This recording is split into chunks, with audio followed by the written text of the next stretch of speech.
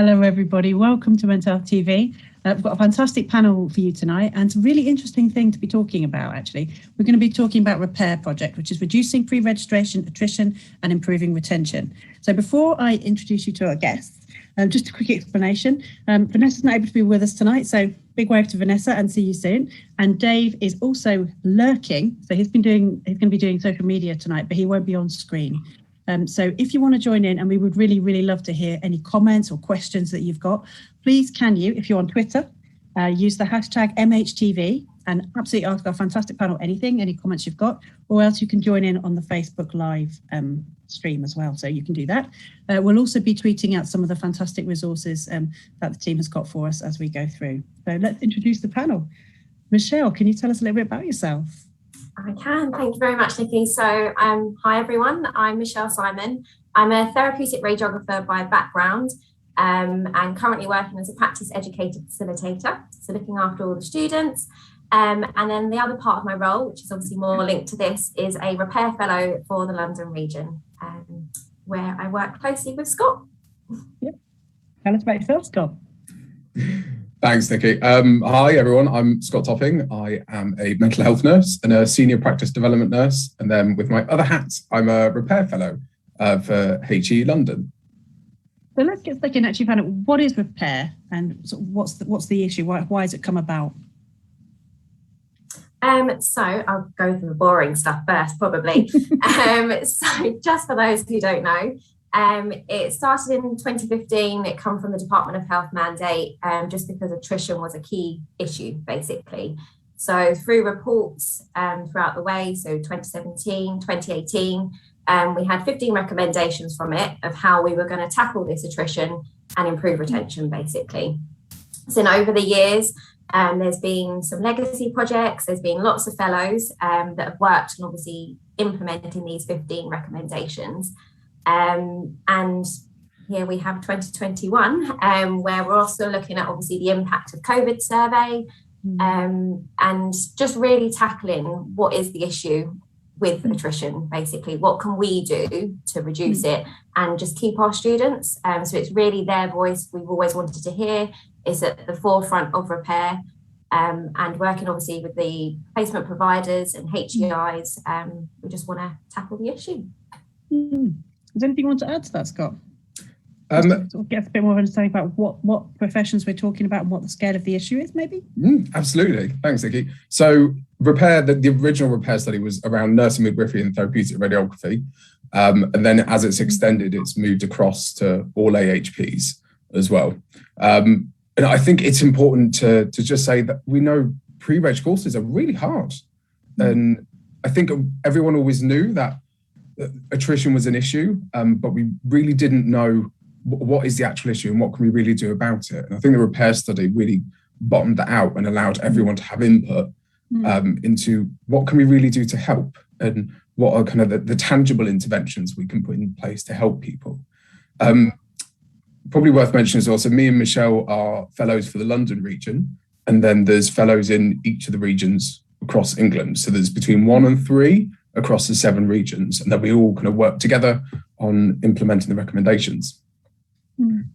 So what are we thinking? What are we sort of talking about then? In terms of what's the state of things now? How many people are we losing? Do we know what's causing that loss? What's causing the attrition rate? And is it getting worse? Oh, we're both like, shall we, shan't we? I think obviously COVID has had an impact. So when you're looking at rates, obviously you've got your pre-COVID attrition rates, and it's hard in the sense of through the reports and what you read of why people are leaving. And obviously you've got that kind of cultural change within it. And so looking at rates, they are going down, which is always a good thing, especially London. Our rates are something to kind of be proud of, that we are lower in that sense. But I think obviously COVID has had an impact, and we still need to fight, although they are going lower. This is something we need to keep an eye on and what we can do. And then I think it's also understanding the why, because for me, like, we've got all this data, but then the data tells a story, and actually understanding what are all the whys behind this, and why are people really leaving the course, and what's actually going on for them. Because it's all well and good saying, if we had 50 start and then 40 leave, well, what's really happened for those 10 people? And how can we put things in place to support them? Because I think what information do we have about that then? Why are people leaving, do you think? So there was 15 recommendations from the original RePAIR study, and then we focus on around 3 or 4 each year. And it looks at kind of the journey from pre-enrollment to the early career framework. So obviously you'd have pre-enrollment before, when maybe someone's thinking about training to be a nurse or a midwife or AHP, the actual journey of their training. The bit when they qualify, which would RePAIR termed as the flaky bridge, and then the early career framework as well. And actually pulling that all together, because it's not that someone just does their course and then that's it. There's a whole array of things which happen through there, and making sure that there's all those support bits through there. So the bits we're focusing on this year are around the year 2 students, the impact of COVID and how we can support students with that. And Michelle, can you remember the other one? I feel like I've put you under a tremendous pressure. You have, yeah. Question time. The question spot. My mind has gone blank. So the other thing I think we've been looking at as well is around sharing best practice. Yes. Well. That makes sense. So for people who maybe aren't necessarily in sync with the kind of way that students have been working, the first years, when COVID started, not this March, but last, they sort of fought the early stages of the year 2, that are now currently year 2. So they've basically had the majority of their teaching swamped really by this, and they've had a very different experience to students previously. So most health and social care courses were partially in a university setting, partially in practice.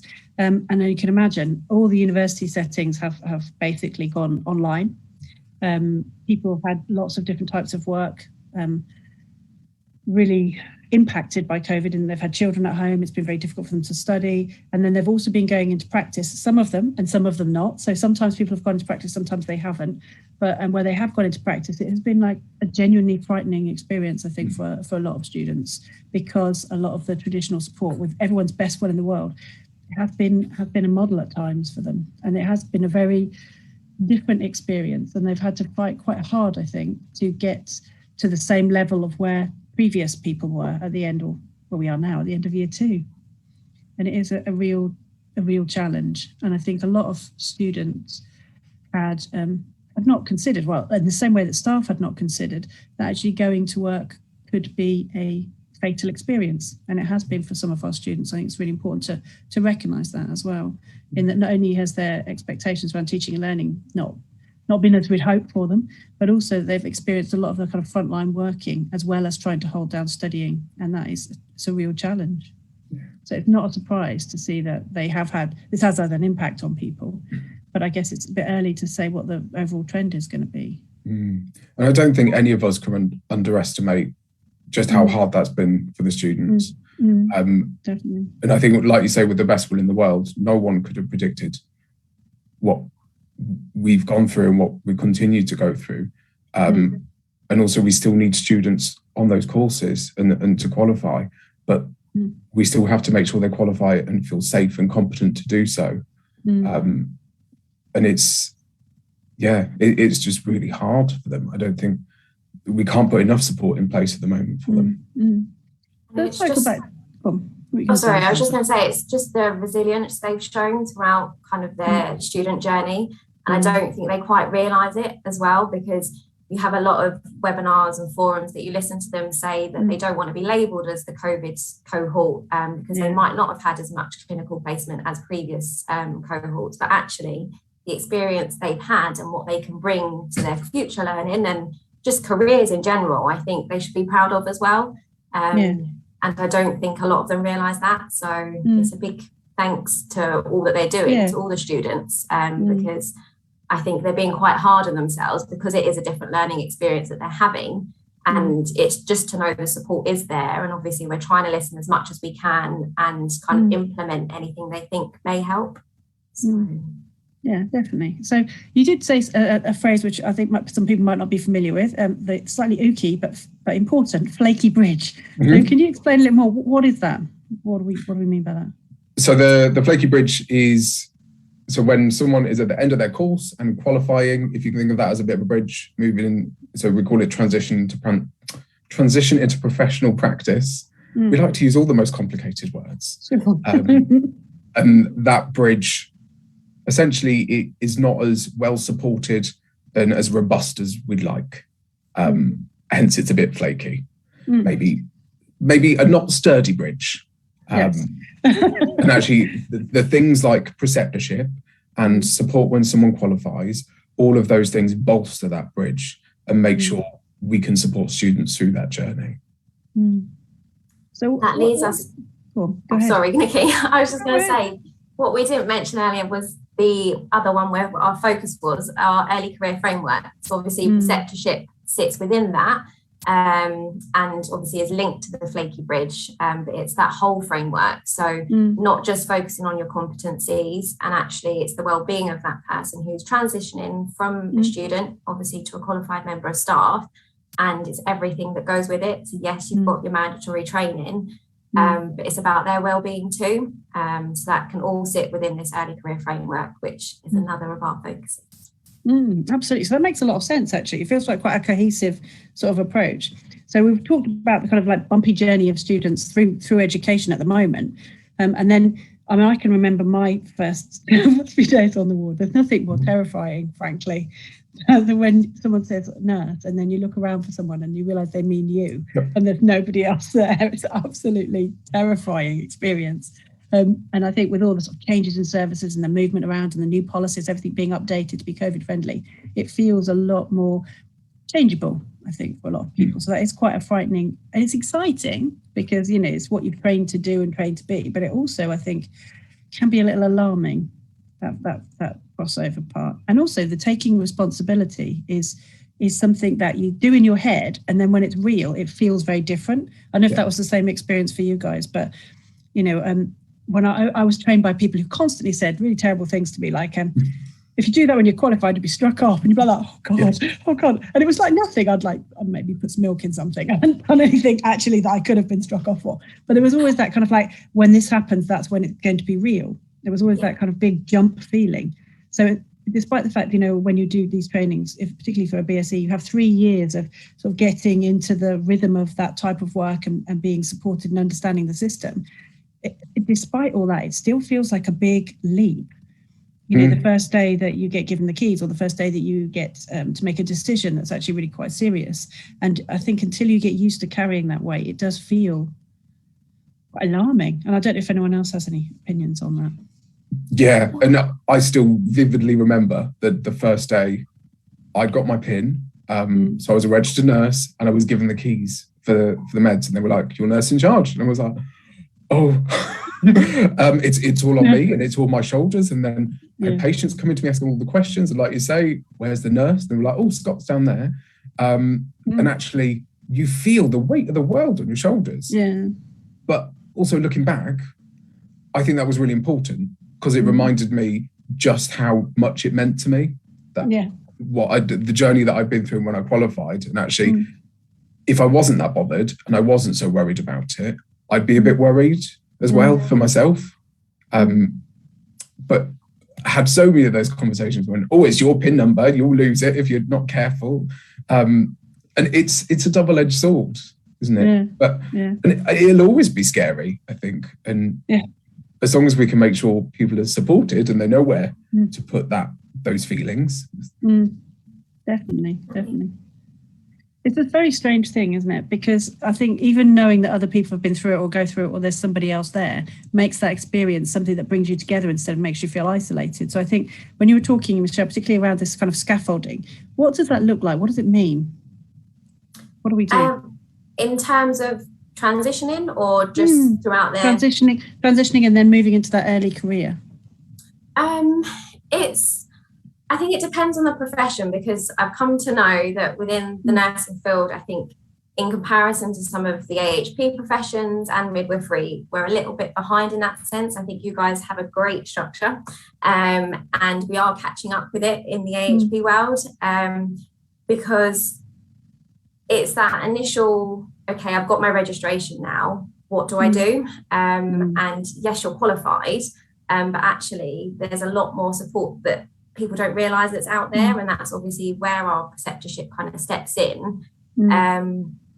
And I just think obviously you've got the best practice frameworks. There's so many resources out there that actually you've got the support, you just need to tap into it. And yeah, I think we are catching up slowly within the AHP world. But it's, yeah, I think preceptorship is so big, and it's always going to be that support that newly qualified members of staff can have and are entitled to, but it's also the preceptors that also need that support, because obviously we're meant to be helping the preceptees, but if you're a little unsure on what you can give them, we need to provide that support to preceptors as well. So. I think that's a really interesting point as well, because I mean, I'm going to sound like a dinosaur now. When I started, there was lots of people at that kind of mid-band.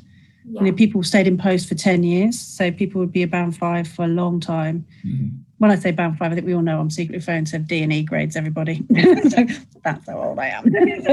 But the people we had like a level of competence and real skill of people that had been in the job for a long time, and they knew when not to panic. They could hold the line. They'd be like,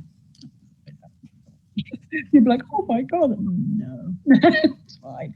And that really, really helped. And I think one of the things that's quite complicated now is even preceptors are often relatively newly qualified. And that has its benefits, doesn't it? Because they remember what it felt like and their practice is, you know, very current still.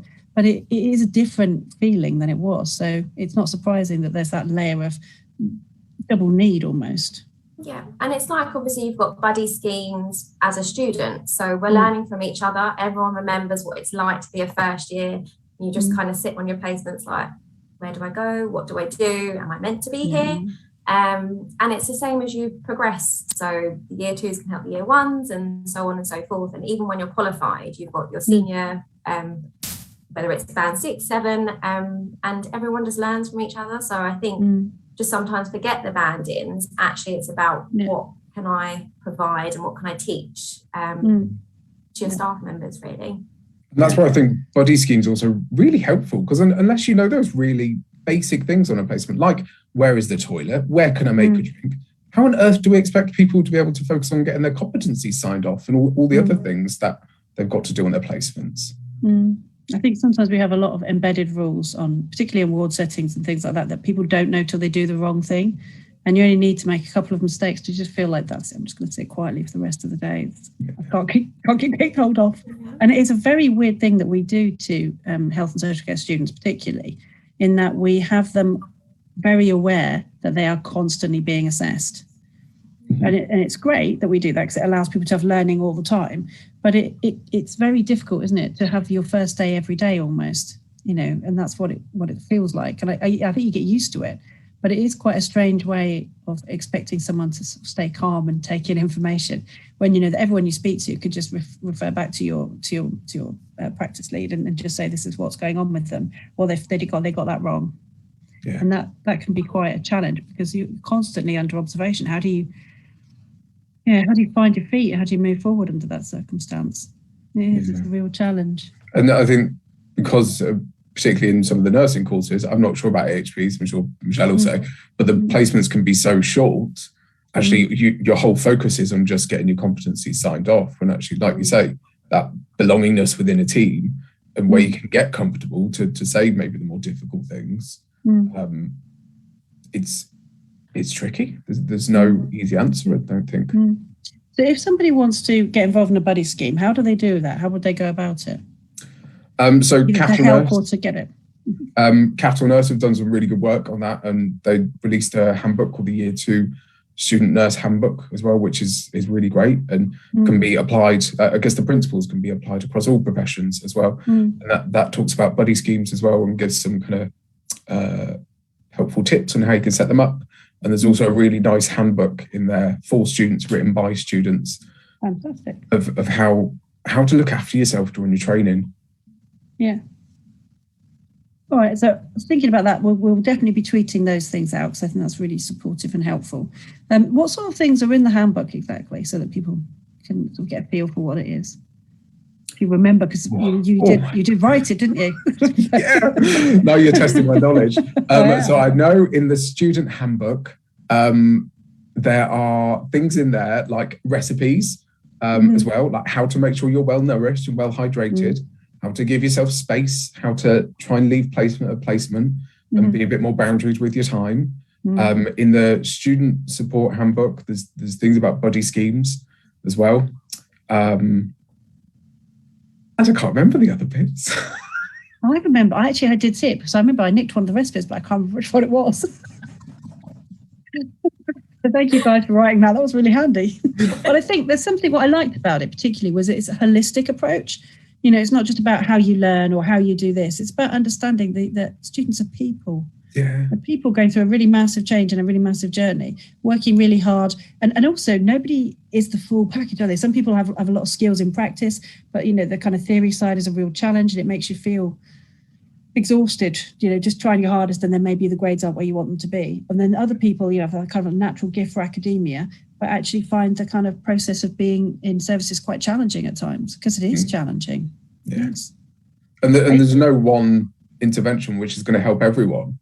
But actually, if we can make sure that there's lots of different places of support and things like that out there to support students, like you say, then we can think about them as people, which we all are, just trying to make things a bit better. If anyone remembers their days of just being referred to as the student. Oh, where's the student? It's like, I'm wearing a name badge. The name badge is actually on me, and you still can't learn my name. It's heartbreaking, isn't it? For a student to do it. I can't tell you the number of terrible jobs I got as a student. One of which, I think the worst one I got was cleaning a seclusion room that somebody had done a dirty protest in, with inadequate, I have to look back on it and say now, people, inadequate PPE. I hope it wasn't on the night shift. It's always a night shift, isn't it? Always a night shift. So I think one of the things that is really useful is to think back on your own experiences as students and learn from that about how to think about sort of caring for other people. Because I think you're saying before we got started, so a lot of this is compassion. Compassion for people. Yeah, and we all do these jobs to care for people. And actually, if you can pull it back to those fundamentals, you're going to care for people, care for each other, and care for yourself as well, and make sure actually we walk our why, and that we role model what we expect. What the heck does that mean? We walk our why? Why are you freaking me out right now? Nicky, I love a fluffy saying. I nodded, and then I just thought, Nicky, everyone can see by your eyes. You have no idea what you just said. We walk our why. Do you mean we? Just tell me. So, like, we talk an awful lot about caring for people and thinking about, well, why are we doing these things? And actually living by your values and making sure you're doing what you say you would, and you're accountable to those things, and making sure you hold yourself to those things. So if I'm going to say, I want to be able to be a good nurse, and what does that look like? I want to be able to care for people and give them a better quality of life, that we do those things. I think we're so good at aiming high, we forget to break it down to tangible levels and actually, well, what does this mean in reality? Yeah, I love that. Are you guys open for some questions? There's no maths here. I'm looking at no maths. You're all right. So we've got a question from Alfonso. Hello, Alfonso. Have you observed differences in terms of attrition and retention with ethnic minority and LGBTQ plus students? And is there a system in place to support them? Michelle, do you want me to answer this? Yeah, well, I was just going to say, in terms of when we were looking at the data, when you think of London as a region, in terms of our diversity, rates didn't actually differ in comparison to other regions in terms of attrition, which some might have had a surprise at, because obviously our rates are higher. But in terms of diversity, ethnic diversities, it didn't have an impact in that sense. Okay. Sorry, Scott. Beautifully answered. You, Michelle. Yes. And that's why we come as a pair. I think it works. Okay, so we've got another one here. Gabriella Massa saying it's very true. Scott, sadly, I don't know what that was in reference to, but I think it's about being in charge. So I remember being in charge and completely terrified. And really interesting, Gabriella goes on to talk about resilience. So resilience is something that's difficult to teach, and a good matrix of support is needed now, with COVID times more than ever. So what are your thoughts on resilience as a pair? Because we get told that a lot, nurses need to be more resilient, or health staff need to be more resilient. Michelle, do you mind if I answer first? Is that okay? I think we use that. The resilience word is a bit of a buzzword at the moment. And I think we have to be clear on what it actually means, because it doesn't mean being a robot. And I think we often say, oh, if you need to be more resilient, that doesn't mean you need to not have human responses to a situation, because we deal with people at often the most vulnerable points of their life. Of course, you're going to feel things from that. You're going to witness some potentially really difficult stuff. And being resilient doesn't mean not responding to those things. It's having the support around you to be able to work through them. And I think resilience grows, I think, with experience. I've definitely felt that in my career. I don't think anyone's perfectly resilient, because we're human. It's part of our life. So I don't think there's any easy answer to it. But I think my response would, don't buy into resilience means being robotic. Spoken like proper mental health nurse, absolutely. In the house. Oh, yeah. Michelle, go on. How do I follow that? I think it's just being true to yourself, and also being aware that it's okay to say you're not okay. Because I think under that resilience umbrella, it's like, oh, I must do this. Like, I'm a healthcare professional, whether you're a student or qualified, like I need to be able to support the patients and everyone else. But actually, you then feel the weight on your own shoulders. And then if you're not okay, how are you then meant to help that patient or your staff member or anyone really? So I think it's about finding a little voice within you just to say, actually, I need that help. I thought I was this resilient person who could take on the world, but actually, as Scott said, everyone's human. And there will come to a point where you just need to accept the help. And I think it's, as I said, just saying, you're not okay, actually. I would prefer to talk to someone, or just rather than trying to just fight everything and just get on with it. Because I think a lot of it is, oh, I'll just do it. It's just my job. But actually, you've got lots of different jobs, and there's only one of you sometimes. So, yeah. Yeah, that's absolutely true. I'm a huge advocate for clinical supervision as well. And I think moving into a role where I've probably been more exposed to professions and branches beyond mental health nursing, I feel incredibly privileged as a mental health nurse that I've always had access to good clinical supervision. And it really, really worries me that other professions and other branches don't have access to those things, because there's no way I would have got to this point in my career and stayed well and stayed as passionate and focused without the support of the people around me and really good clinical supervisors. I agree. I think there's something as well about the types of work that we do where role modelling is so important to them. And I remember when I was a baby nurse, there were so many nurses. I just wanted to be like them. I just wanted to do what they did. And I was so inspired by them. But also, I think you can learn poor behaviours as well, behaviours that don't really work. And that's something else to bear in mind, that, I think when you're a student, you want to look like a health professional. And sometimes that means, not showing emotion or not responding. And there are times and places for that. So I'm not sort of giving a hard and fast rule, but when you've got a systemic problem, it's not acceptable to blame an individual who doesn't thrive in that situation and say, if this person was more resilient, or if they did some breathing exercises, everything would be fine. If you're understaffed, join a union, do something about that and actually name the problem. So one of the things I think we can all do to help our resilience is actually to be quite critical in our thinking about what we're being told is resilience and what we know is resilience. That bouncing back and asking for help is resilience, but silently becoming a little bit bitter, a bit weird in your humour, and then eventually really not being able to carry on. That's not resilient, and it's not professional. You can't you can't just keep drawing that empty bucket thing, isn't it? If you've got to keep replenishing. And that's exactly what you were saying about kind of clinical supervision, which is so important. It kind of segues on neatly and sadly into some other work that you guys have been doing around suicide prevention. I wonder if you could talk a little bit about that. Yeah, so I've been doing some work developing a national student suicide prevention program as well. This is something I very started tenderly a couple of years ago, because we know for registered nurses, the rates of, sadly, for people committing suicides is really quite high. And I know the data has recently just come out, and it's still very much a concern. So we know it's an issue. It's not a new problem, and we really want to work to develop some tangible outcomes which people can use. Because we know, again, training is really, really hard, and there's not enough support around. And like Michelle said, people sadly all too often don't feel able to say when they're not okay, and hold all of this stuff until sadly it comes to a point where they don't seek support and take their own life.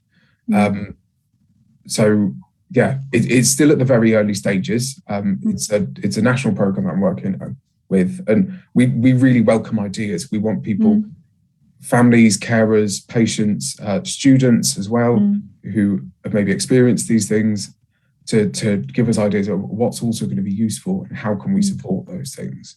Because it's not going to go away, and we have to make sure that support's out there and is accessible at the right time as well, and isn't just lip service. I think we're often too good at making things quite tokenistic and just ticking a box. Well, actually, it needs to be, if we're going to tick a box, it needs to be a very, very good box, and make sure the box is as it should be. It's an interesting thing, isn't it? One way of coping is that you imagine all the distress is out there, and that we're behind this glass, and it doesn't happen to us. And that's not the case. I had all through my career, when I was a student nurse, we lost one of my colleagues to suicide. Certainly I've lost colleagues since then, and it's something which is omnipresent, isn't it? But often rarely talked about, because it's so painful to think that someone could be so close to you in terms of working, and you are so close to your teams in terms of working, aren't you? Sometimes you see more than your family if you're doing long days and shifts and things like that. And the idea that we would miss that in a colleague is something that can fill us with guilt and shame and such a lot of distress. And it's not a surprise as well when you see the kind of way that nurses, and particularly nurses, but health professionals generally, are being sort of presented. It's kind of like frontline talk. This idea that nurses are angels. That's why they don't need to eat.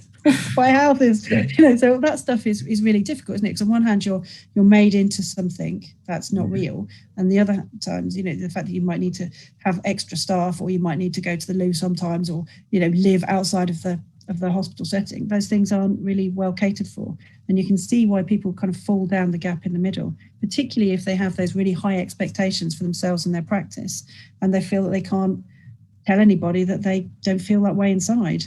Yeah, it's a really difficult thing. So we'll tweet out the links to that, and if that's something that you experience, or it's something that you know about for a colleague, please do get in touch. Please reach out. Please let somebody know. People won't be angry with you. They won't be disappointed. They care about you, and they want you to be okay. So please do seek help when you can, and support your colleagues when you can. And if you have an idea about how to move that forward as a project, we've also got the contact details for our guests tonight. So please reach out to them as well. I guess we're getting sort of towards the end of where we're going now, but we've got a couple more questions coming in. So let's just go back to those.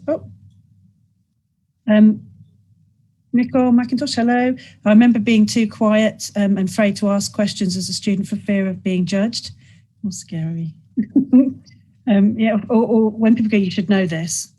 Well, if the person knew it, they wouldn't ask you. You're a third year, you should know this. Yeah, absolutely. I don't know why people do that. It's just really upsetting and fear, anxiety provoking, isn't it? Should I? But clearly I don't. So why don't you just tell me? Well, let's find out together. Yeah, absolutely. Steve Thompson says a good mentor is like gold dust. I was lucky years ago, but today they sometimes don't have enough time to develop into student progression and development, particularly at the moment. It's a good point to say. And then he goes on, exposure, experience, competence, confidence. You've got another T-shirt there, Scott, in the offing. and helps build resilience. But to keep quoting it to someone can have that negative effect. So absolutely. So it's about how we talk to people when we're teaching and when we're supporting people. You can lift somebody up without making somebody feel stupid. And I think it's an interesting one when you see people who teach through things like humiliation. And when I first started, medics training was terrifying. Like, I would work with a consultant, very nice to me, then turn around and just eviscerate some wandering, 20-year-old kid. And you just think, why? All that person will remember is that they don't like you and you're scary. They won't remember anything that you said to them about this patient's care or anything like that. So there's a lot to be said, I think, about how we support people in learning environments. Have you guys got anything that you want to talk to about in terms of creating a positive learning environment for people? What do you think that looks like?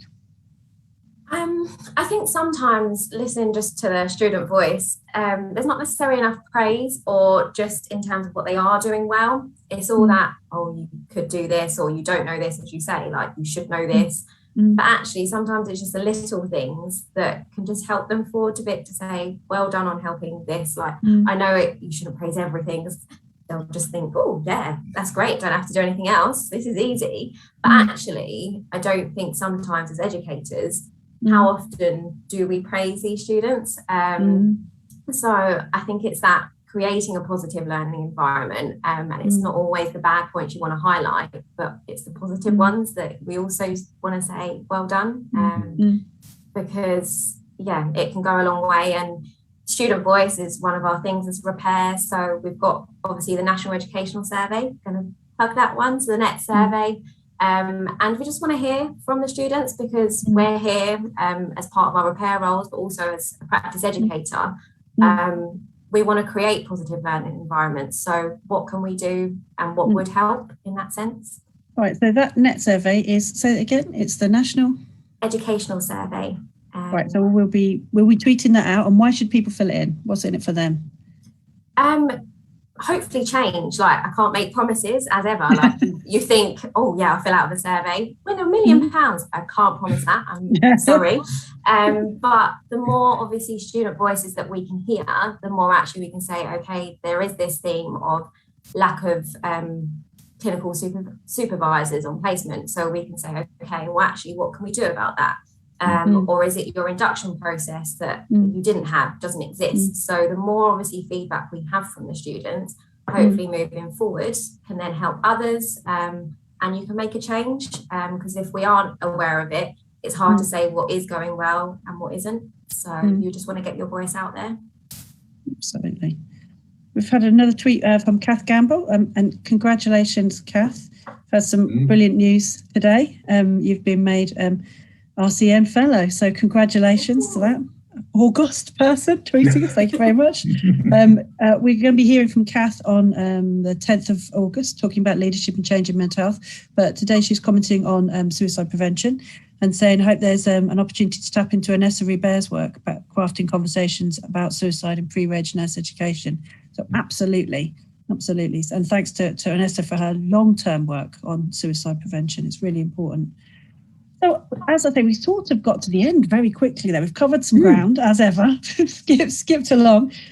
We will be putting all the things that we've referred to out on Twitter on the hashtag MHTV, so please do have a look at those. But I guess I'd like to come to you guys, I want to say for last words. I've never really been able to find a better way of saying this, but just any thoughts you'd like to leave people with tonight? Either one Scott, of you. Do you want to start, or do you want me to start? I'll go, if that's it. I'll go first. So I love a little saying, as you probably gathered. And I think it's particularly at the moment, I'd encourage people to think and not react. I think we're living in a really quite chaotic world at the moment, and it's so easy to get kind of swept up in all that anxiety and the madness, and the constant change, like you said. And actually, you can always take 60 seconds to just stop and think, because whatever that problem or the question, that's still going to be there. The instant reaction's not always the most wisest of decisions. Well, there's a story behind that, but I guess we're going to have to dig into that off camera. Another day. Okay. But you're absolutely right, isn't it? That idea that urgency and swiftness aren't necessarily your first and most important strategies. You know, taking that time out is vital. Michelle, what about you for leaving people with some things to think about? Just especially during the pandemic and things, that you're not alone. If it's a student and you're struggling, there's lots of practice educators, staff, everyone that will want to help. Obviously, if you're sitting quietly, sometimes we don't know. And it's sometimes thinking, oh, I don't want to ask that question.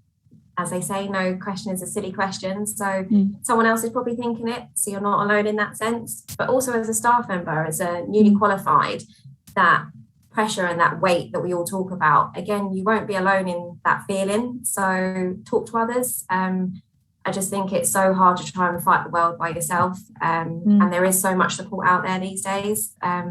So just, speak up and not alone in that sense.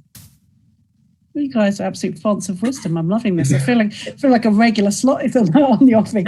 So thank you very much for that. I really appreciate it. So this idea about taking some time out and actually letting people know how you feel and what you need as well. So hopefully you'll really enjoy the resources that are out there and get involved in this project if you are a student who is looking to move forward through their career. Maybe one day you'll be a repair fellow yourself. And also if you're a staff member, thinking about how we can do better to support basically our most important and precious resource, which is more of us. We need more of us. So absolutely. And thank you very much for the people that joined in with questions tonight. We'll be circling back and answering anything that comes up on Twitter and Facebook over the next day or so. And thanks again. Good night all. Good night. Thanks. Thank you.